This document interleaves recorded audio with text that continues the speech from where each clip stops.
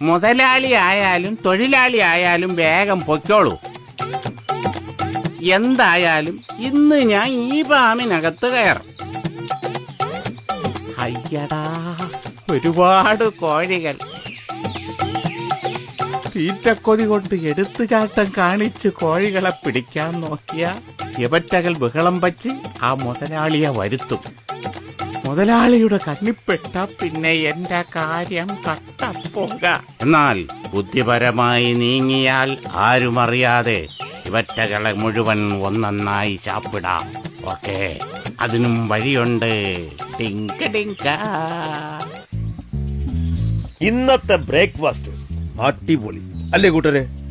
അല്ലെങ്കിലും നല്ല അടിപൊളി തീറ്റയല്ലേ മുതലാളി എന്നും നമുക്ക് തരുന്നത്. ആണല്ലോ. എന്നാലേ മുട്ടയിടാനുള്ള ഓരോരുത്തരും മുട്ടയിടാൻ തുടങ്ങിക്കോ. അതെ, മുട്ടയിട്ട് മുതലാളിയെ ഞെട്ടിക്കണം.